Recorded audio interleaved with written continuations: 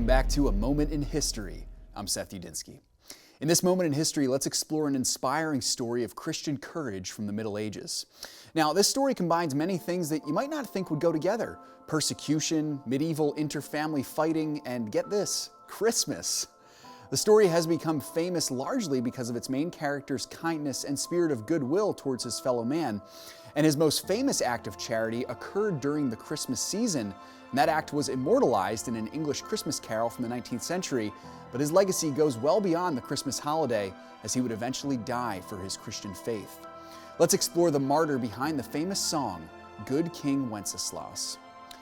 Remember, we've said this before, we need to navigate the truth from the legend when we study history, especially in the tumultuous time period we're studying today, the early Middle Ages, where legend and history are often intertwined. Here's one example.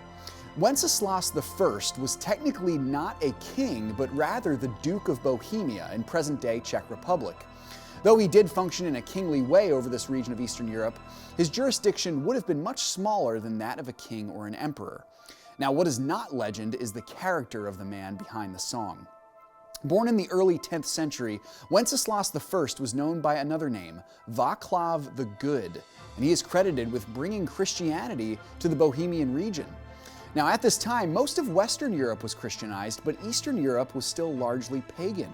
Wenceslas was raised by his believing grandmother and became ruler of the region of Bohemia before the age of 20. Now, you have to understand how Wenceslas stood out among the other medieval rulers of his day. This man was deeply committed to his Christian faith. He ruled kindly as an evangelistic duke devoted to spreading Christianity in the Baltic region.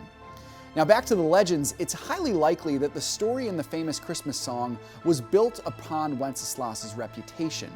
Whether he truly looked out on the Feast of Stephen, as the song says, and gave a generous offering to the poor on a snowy Christmas night is not as important as the fact that this is something he definitely would have done throughout his rule. And sadly, his rule and his life were very brief. After Wenceslas took a peaceful approach to the attacks from the powerful Holy Roman Empire, prominent Bohemian lords, many of whom were not Christians, began to conspire against the Duke. In one of the most treacherous acts of familial cruelty in history, Wenceslas's younger brother Boleslav, a pagan, conspired to have his older brother assassinated. The good Duke was murdered in front of a church in Bohemia in a plot orchestrated by his brother in 929 AD, while Wenceslas was only in his early 20s. Wenceslas has been remembered for 1,000 years as a saint and martyr of the church, representing the goodness and love of Christ over the people he ruled.